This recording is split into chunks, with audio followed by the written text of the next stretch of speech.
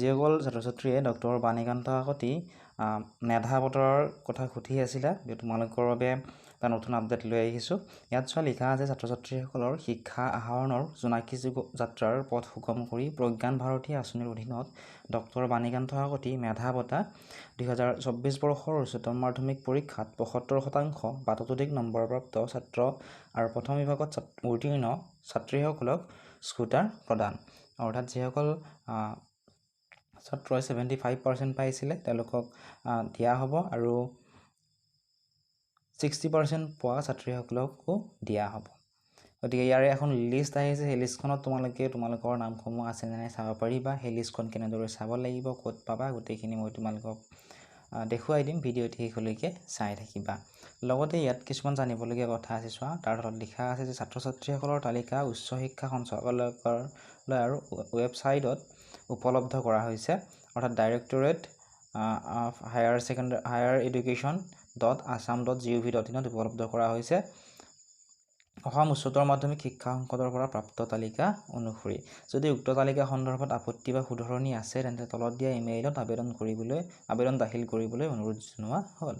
অৰ্থাৎ যদিহে তোমালোকৰ তাত নামটো নাই, তোমালোকে 75% বা 60% পাইছা, তোমালোকৰ নামটো নাই, তেতিয়াহ'লে তোমালোকে এই তলত যিটো ইমেইল তোমালোকে দেখিবলৈ পাইছা, তাত তোমালোকে ইমেইলৰ দ্বাৰা তোমালোকে সুধিব পাৰিবা।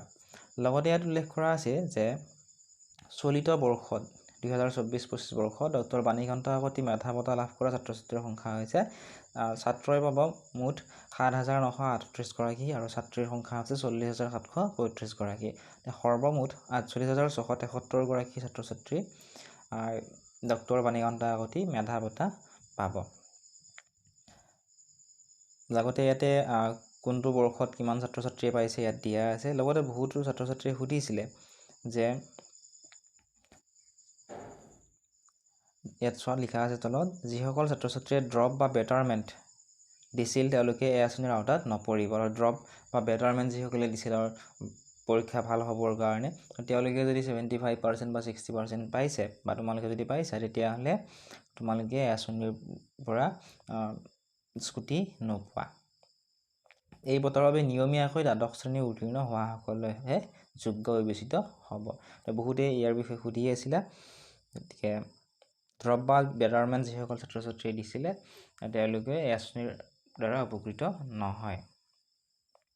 আৰু ঘোষণা কৰা হৈছিল যে আগন্তুক বৰ্ষৰ পৰা 75% বা ততোধিক নম্বৰপ্ৰাপ্ত ছাত্ৰ ছাত্ৰীকহে এই বঁটাৰ দ্বাৰা বিবেচনা কৰা হ'ব। অৰ্থাৎ অহা বছৰৰ পৰা তোমালোকে 75% পাব লাগিব, তেতিয়াহে তোমালোকে এই বঁটা পাবা। এতিয়া তোমালোকৰ নামটো লিষ্টত আছে নে নাই চাবৰ বাবে তোমালোকে ডেছক্ৰিপশ্যনত এটা লিংক পাবা। সেই লিংকটোত তোমালোকে ক্লিক কৰিবা। লিংকটো ক্লিক কৰাৰ পিছত এনেকুৱা ধৰণৰ এটা ৱেবছাইট তোমালোকে দেখিবলৈ পাবা। তাৰপিছত তলৰ ফালে অলপমান স্ক্ৰল কৰিবা। স্ক্ৰল কৰিলে ইয়াতে চোৱা লিখা আছে boys arts PDF, boys commerce PDF, boys science PDF, এনেকুৱা ধৰণৰ দিয়া আছে ভকেশ্যনেল।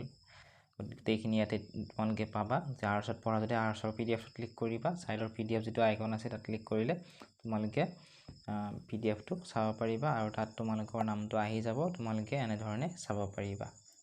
এইখিনি আছিল আজিৰ এই ভিডিঅ'টিত। যদি ভিডিঅ'টো চাই ভাল পাইছা বা উপকৃত হৈছোঁ বুলি ভাবা, ভিডিঅ'টি লাইক কৰি দিয়াৰ লগতে চেনেলটো ছাবস্ক্ৰাইব কৰি দিবলৈ নাপাহৰিবা।